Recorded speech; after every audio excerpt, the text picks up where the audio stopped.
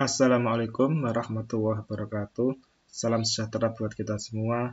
Semoga pada hari ini kita masih diberikan kesehatan, keselamatan, dan kekuatan oleh Allah Subhanahu wa Ta'ala, Tuhan yang Maha Kuasa.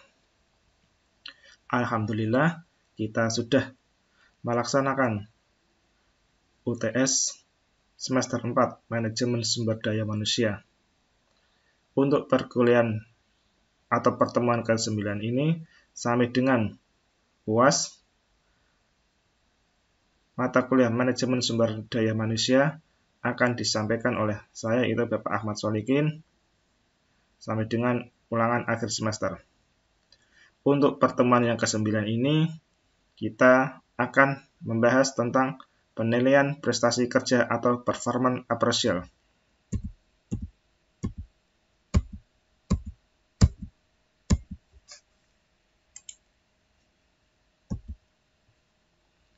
Penilaian kerja yang ditetapkan secara rasional dan objektif mempunyai dua kepentingan, yaitu kepentingan pegawai dan kepentingan organisasi. Kepentingan pegawai ini digunakan sebagai umpan balik tentang kemampuan, ketelitian, kekurangan, dan potensi yang bermanfaat untuk menentukan tujuan, jalur, rencana, dan pengembangan karir pegawai. Sedangkan kepentingan organisasi digunakan dalam pengambilan keputusan tentang identifikasi kebutuhan program diklat, rekrutmen, seleksi, program pengenalan, penempatan, promosi, sistem imbalan, dan aspek layan dari sumber daya manusia secara efektif. Di sini pengertian dari penilaian prestasi kerja atau performance appraisal yaitu suatu proses melalui organisasi-organisasi yang mengawasi atau menilai prestasi kerja karyawan. Sedangkan menurut T. Hani Handoko tahun 1995 halaman 135 mengatakan bahwa penilaian prestasi kerja yaitu suatu proses organisasi mengevaluasi atau menilai prestasi kerja karyawan. Penilaian prestasi kerja apabila dilaksanakan dengan benar dan tertib, maka akan dapat membantu loyalitas organisasi dari para karyawan dan dapat memperbaiki keputusan-keputusan personalia dan memperbaiki umpan balik kepada para karyawan tentang pelaksanaan kerja karyawan. Faktor-faktor yang mempengaruhi prestasi kerja yaitu yang pertama, faktor kuantitas kerja. Faktor kuantitas kerja yaitu banyaknya hasil kerja yang sesuai dengan waktu kerja yang ada, bukan hasil rutin, tetapi seberapa cepat pekerjaan tersebut dapat diselesaikan. Faktor yang kedua yaitu faktor kualitas kerja.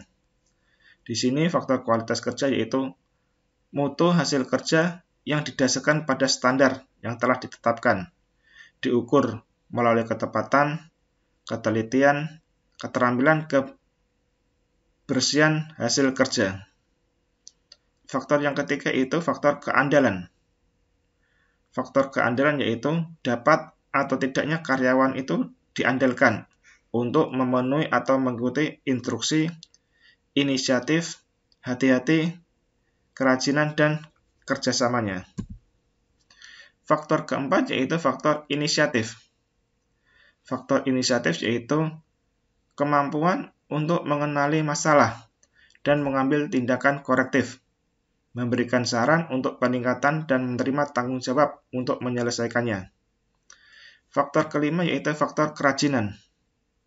Faktor kerajinan di sini yaitu kesediaan untuk melaksanakan tugas tanpa adanya paksaan dan bersifat rutin.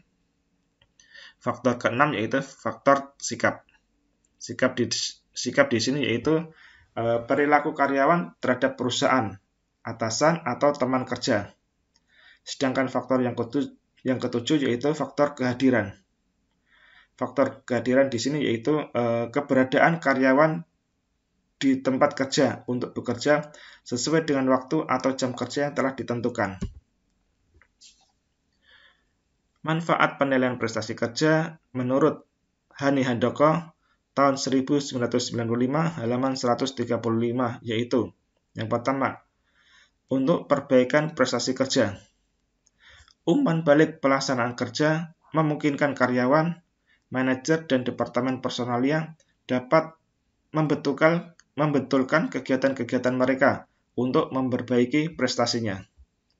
Yang kedua yaitu penyesuaian kompensasi.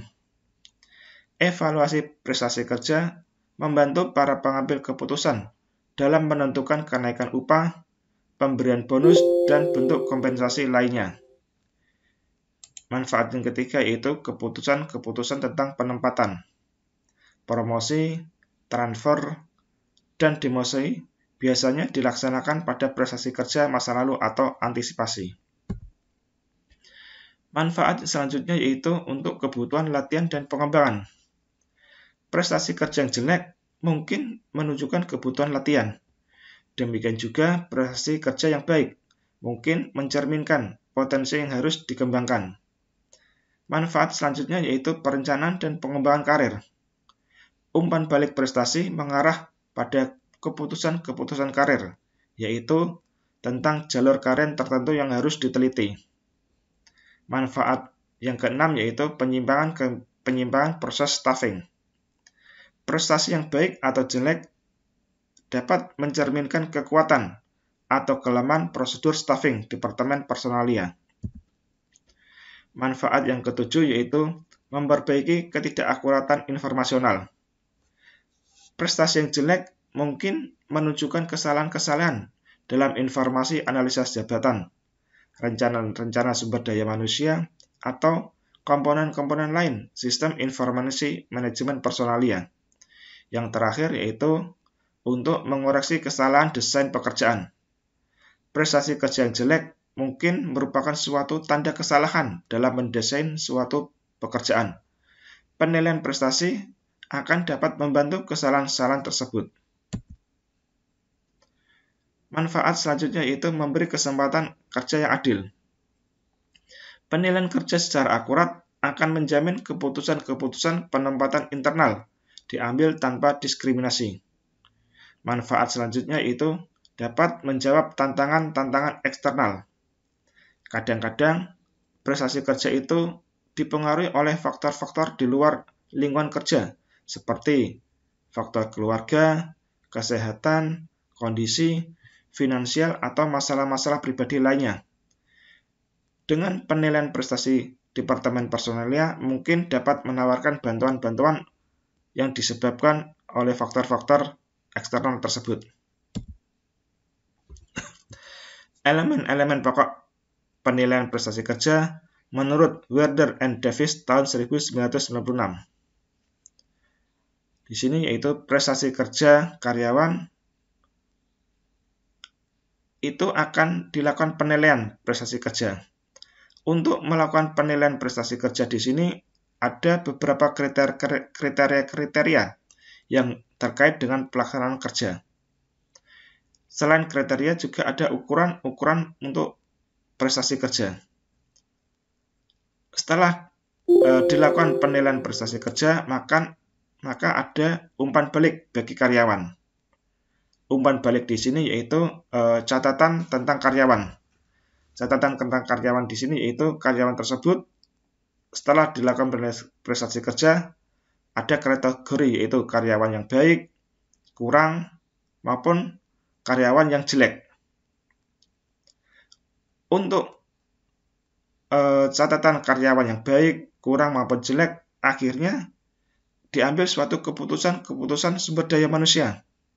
Misalnya, untuk karyawan yang baik, mungkin dia akan mendapatkan promosi suatu jabatan.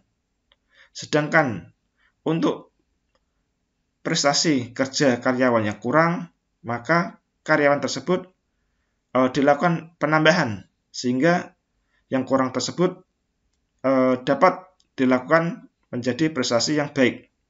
Sedangkan prestasi kerja yang jelek, maka karyawan tersebut akan mendapatkan hukuman sebagai imbalan dari prestasi kerja yang jelek tersebut.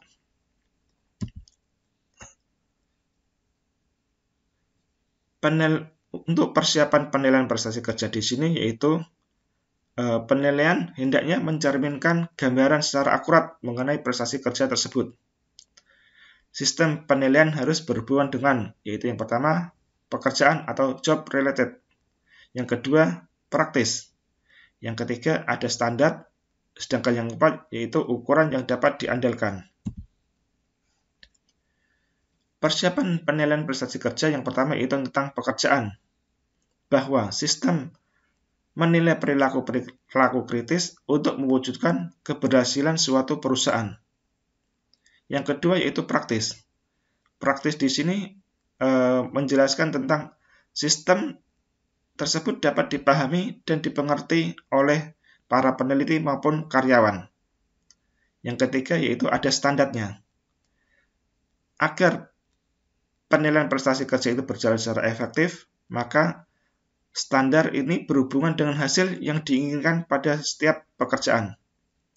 Yang keempat, ukuran yang dapat diandalkan. Ukuran yang dapat diandalkan ini dapat dilakukan melalui observasi secara langsung maupun observasi tidak secara langsung. Observasi langsung apabila penilai tersebut melihat secara nyata pelaksanaan kerja karyawan tersebut. Sedangkan observasi tidak langsung apabila penilai hanya dapat menilai tiruan pelaksanaan kerja secara nyata sehingga kurang berjalan efektif. Standar kinerja. Standar kinerja di sini pada suatu perusahaan harus berprinsip pada SMART dalam penetapan standar kinerjanya. SMART di sini akronim atau singkatan dari S-nya yaitu spesifik. Maksudnya spesifik yaitu standar kinerja itu harus jelas dan rinci. M-nya yaitu measurable. Measurable di sini yaitu standar kinerja harus dapat diukur. A-nya yaitu achievable. Achievable di sini yaitu standar kinerja dapat dicapai berdasarkan kesepakatan antara karyawan dengan atasannya. R-nya yaitu result oriented. Result oriented di sini yaitu berorientasi pada hasil. T-nya yaitu time frame, yaitu jelas jangka waktu pencapaiannya.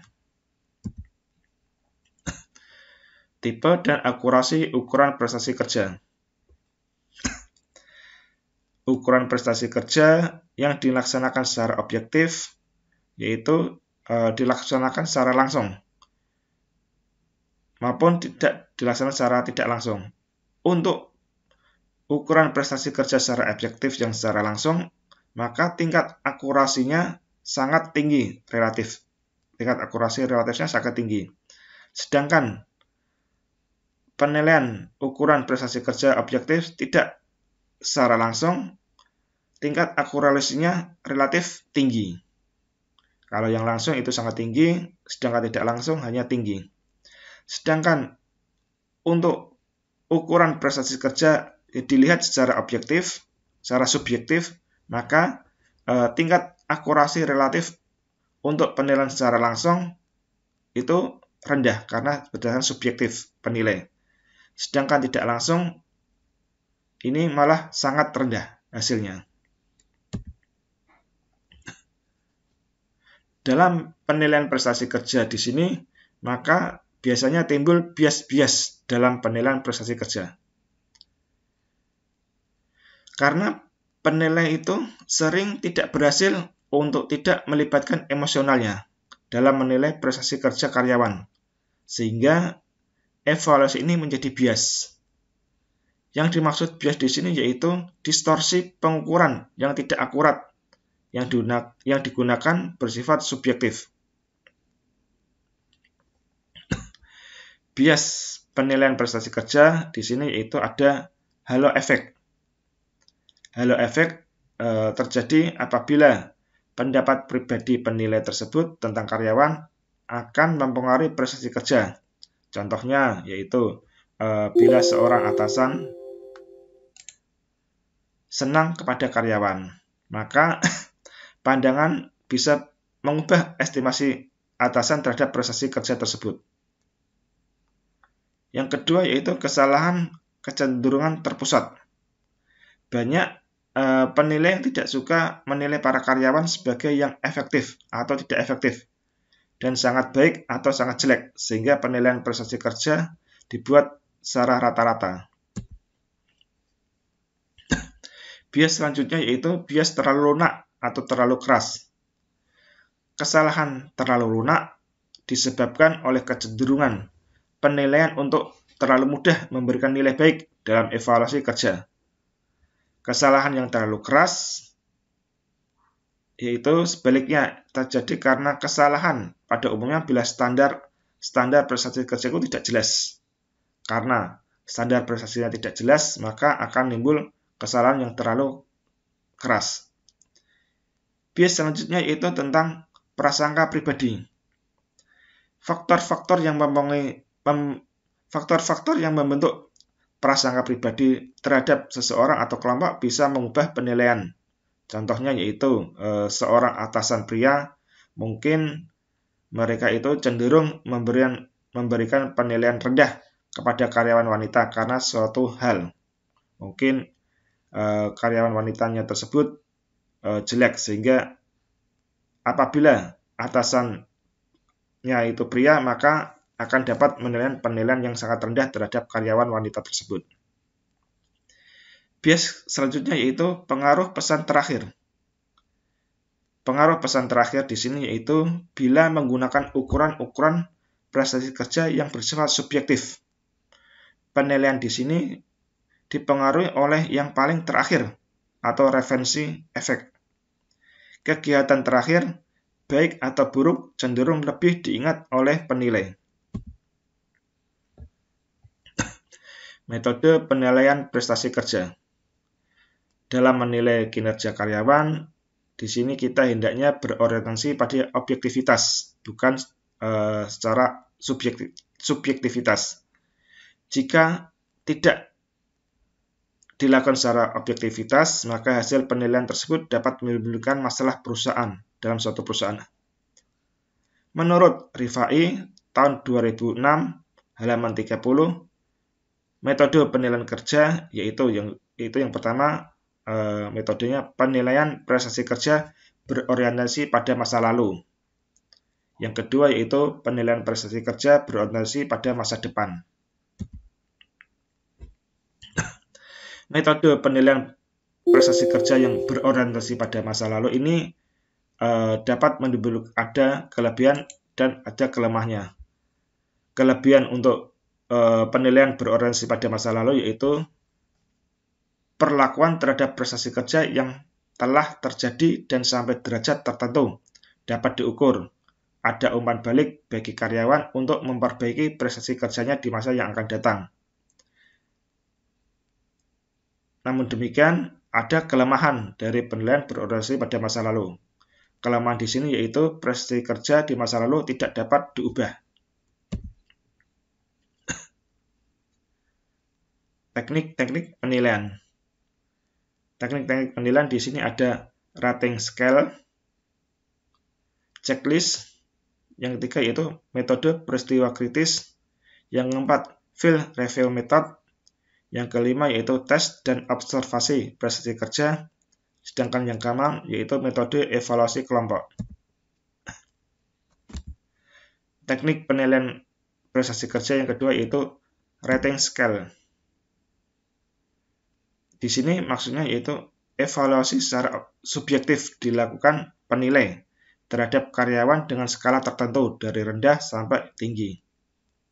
Formulir penilaian biasanya diisi oleh atasan langsung dengan menandai tanggapan yang paling sesuai untuk setiap dimensi pelaksanaan kerja.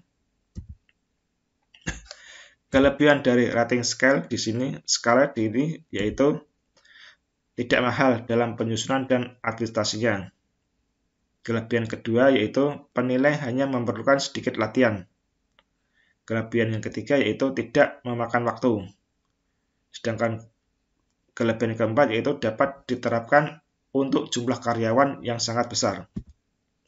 Namun demikian, rating scale di sini ada kelemahannya.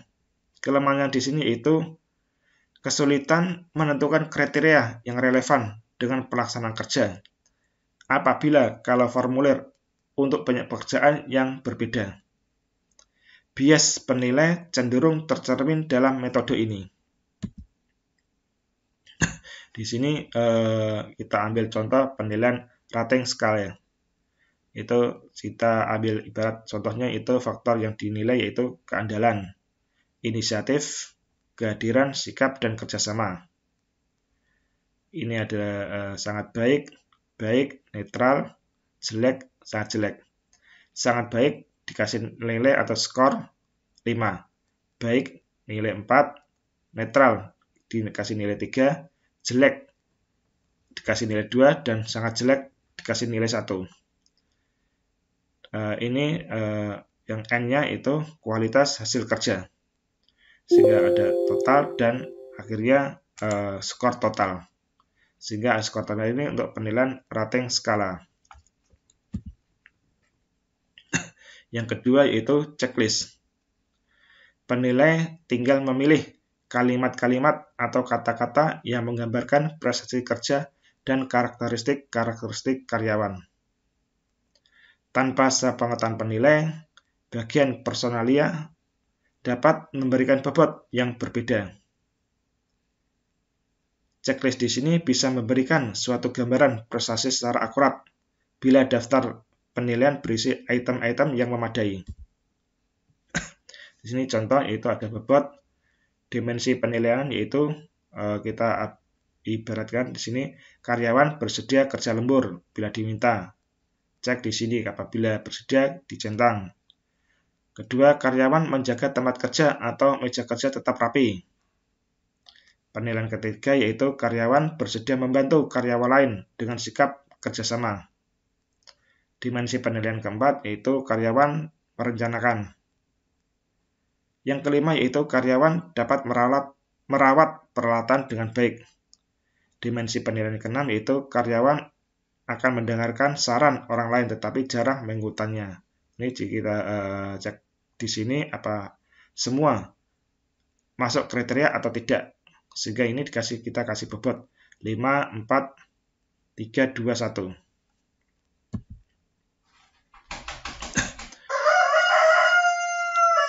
Kebaikan dan kelemahan sistem checklist di sini yaitu kebaikannya yaitu ekonomis, mudah administrasinya, latihan bagi penilai terbatas, dan terstandarisasi.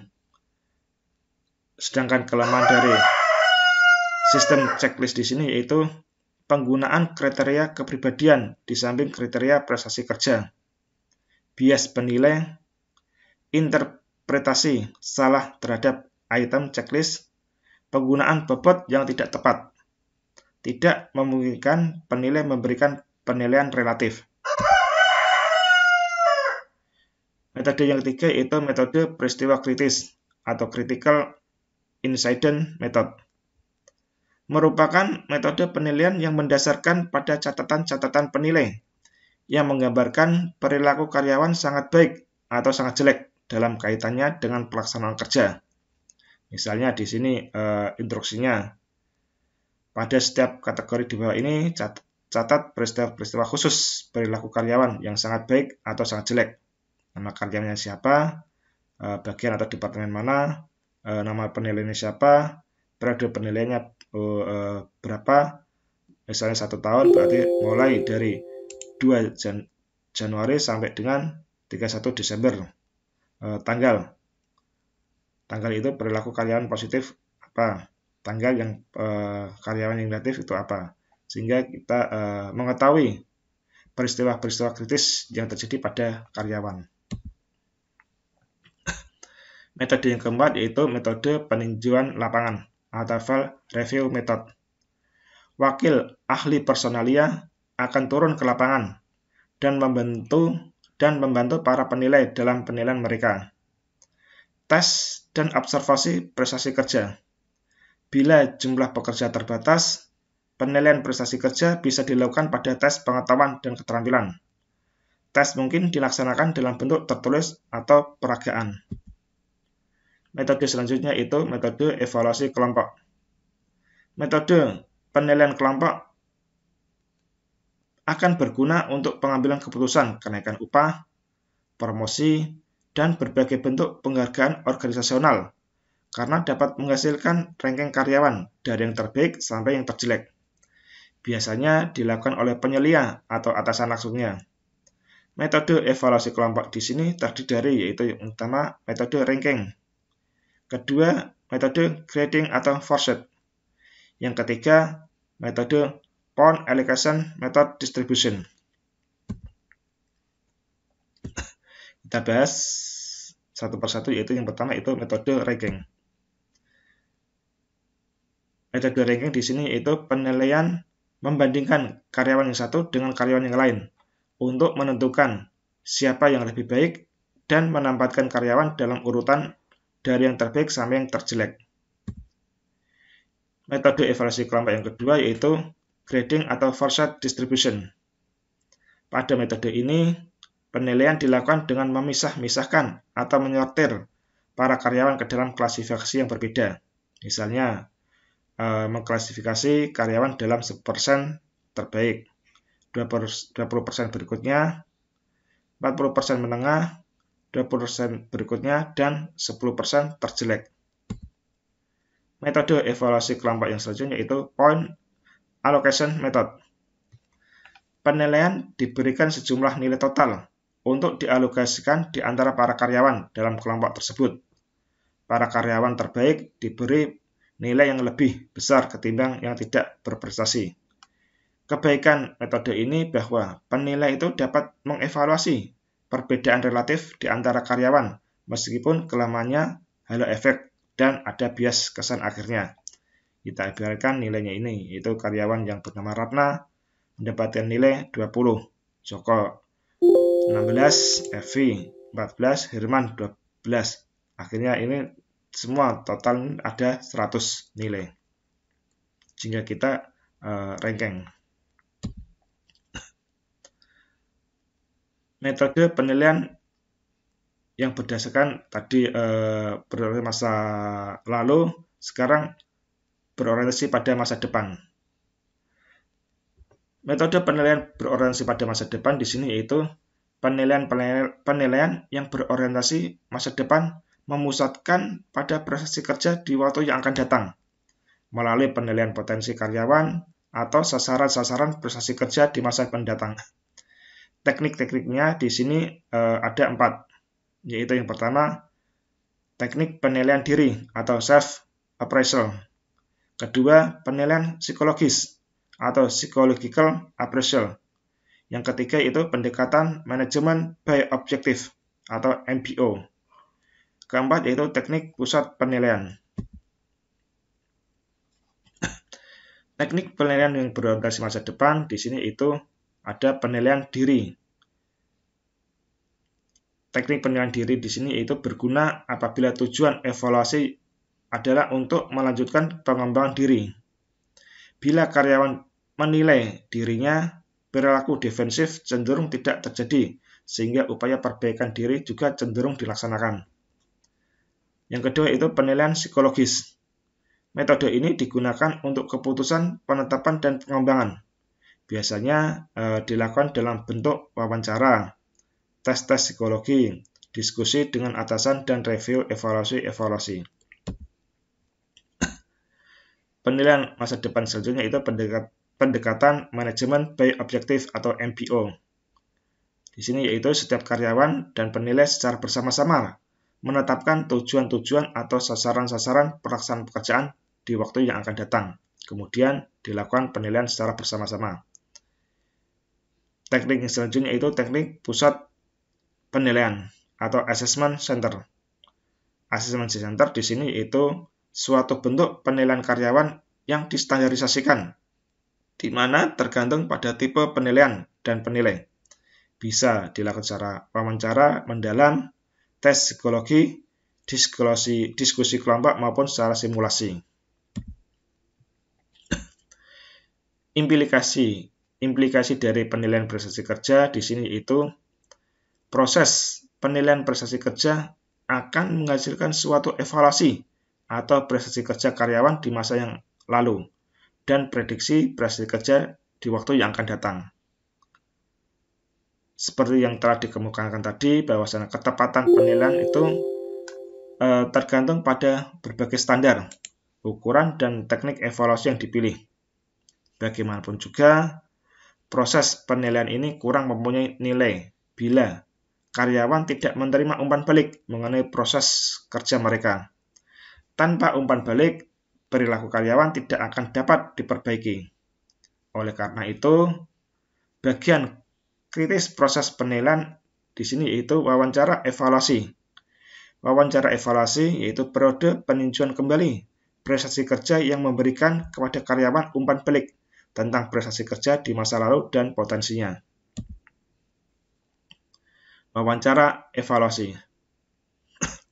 Wawancara evaluasi ini dapat dilakukan yaitu pertama secara tell and sell approach, yaitu mereview prestasi kerja karyawan dan mencoba meyakinkan karyawan untuk berprestasi lebih baik.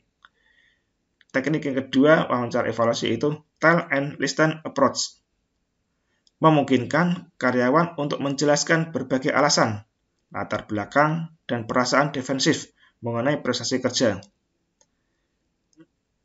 Yang ketiga yaitu problem solving approach. Di sini itu mengidentifikasikan masalah-masalah yang mengganggu prestasi kerja karyawan. Kemudian melalui latihan, coaching, atau konseling, upaya-upaya dilakukan untuk memecahkan penyimpangan tersebut. Pendekatan umpan balik bagi karyawan. Di sini caranya yaitu yang pertama, menekankan pada aspek positif prestasi kerja karyawan tersebut. Selanjutnya, memberitahukan bahwa periode evaluasi di sini adalah untuk meningkatkan prestasi kerja, bukan menegakkan disiplin. Yang ketiga yaitu selenggarakan periode review secara pribadi. Review di sini dilaksanakan sekurang-kurangnya 1 tahun sekali. Ajukan kritik-kritik spesifik, bukan umum dan tidak jelas. Yang selanjutnya itu pusatkan kritik pada prestasi kerja, bukan masalah pribadi.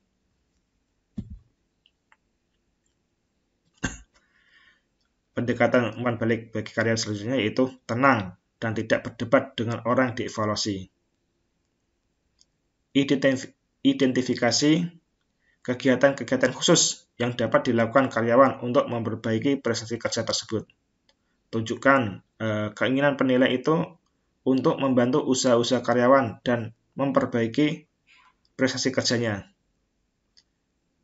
Selanjutnya itu akhiri periode evaluasi dengan menekankan aspek-aspek positif prestasi kerja karyawan tersebut. Umpan balik. Di situ ada untuk karyawan, di sini juga ada umpan balik bagi manajemen personalia. Proses penilaian prestasi kerja untuk umpan balik tentang efektivitas fungsi manajemen personalia yang digunakan sebagai quality control. Umpan balik efektivitas fungsi manajemen personalia di sini itu informasi analisis jabatan yang keliru, pengembangan sumber daya manusia yang gagal, seleksi yang jelek, dan sebagainya. Aplikasi untuk penilaian prestasi kerja yaitu pertama, mulai dari tingkatan yang paling atas, yaitu penggunaan penilaian prestasi harus dimulai dari pimpinan yang paling tinggi, kemudian secara bertahap turun ke karyawan yang tingkatannya lebih rendah, sampai akhirnya ke tenaga pelaksana. Di sini jangan sampai ada kesan bahwa atasan itu selalu dinomorsatukan sehingga tidak perlu dinilai. Yang dinilai hanya bawahnya saja, atasannya tidak perlu dinilai, sehingga ini akan ada aplikasinya. Selanjutnya yaitu untuk melihat apakah sistem penilaian yang disusun itu efektif dan menghindari pemborosan waktu dan tenaga.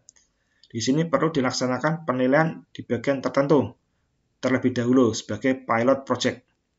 Apabila ada kekurangan, maka dapat diperbaiki terlebih dahulu untuk kemudian dilanjutkan ke bagian-bagian lainnya. Aplikasi selanjutnya yaitu dalam melakukan penilaian prestasi kerja, jangan tergesa-gesa, karena tidak semua karyawan itu mudah begitu saja menerima perubahan-perubahan, khususnya perubahan sikap. sebaiknya dilaksanakan persiapan-persiapan dan pemberitahuan atau sosialisasi. Kemudian berikan kesempatan untuk didiskusikan dengan masing-masing kepala bagian. Dan yang terakhir, usahakan agar tidak terkesan memaksakan penggunaan sistem penilaian prestasi kerja kepada karyawan. Aplikasi selanjutnya itu mempertimbangkan hubungan antara aktivitas dengan hasil. Aktivitas menunjukkan bagaimana sasaran itu dicapai, dan hasil menunjukkan sasaran apa yang telah dicapai. Mekanisme penilaian prestasi kerja. Melaksanakan pengukuran dan membuat standar baku satuan hasil kerja, dan melaksanakan workload analysis atau analisis beban kerja, yang digunakan sebagai pedoman dalam membandingkan antara standar hasil dengan hasil yang dicapai oleh karyawan. Menetapkan dan menyepakati waktu penilaian dan frekuensi penilaian. Misalnya, waktu penilaian itu 6 bulan dan dilakukan dalam 3 kali penilaian. Di antara atasan dan bawahan menetapkan dan menyepakati aktivitas yang akan dilaksanakan dengan mengisi dan menandatangani form manajemen performance sesuai dengan job title yang dipangku oleh karyawan dan selaras dengan target perusahaan. Atasan memonitor prestasi yang dicapai bawahannya dengan menggunakan laporan kerja harian atau LKH dan diketahui oleh karyawan. Meresumikan hasil akhir pada waktu tertentu 6 bulan atas prestasi yang dicapai oleh karyawan. Memasukkan data penilaian ke dalam lembar perhitungan penilaian. Selanjutnya itu memberikan kompensasi bagi yang berprestasi dan memberikan konseling bagi yang tidak berprestasi. Demikian materi tentang penilaian prestasi kerja pada kali ini. Semoga dapat bermanfaat bagi kita semua. Akhirnya, Assalamualaikum warahmatullahi wabarakatuh.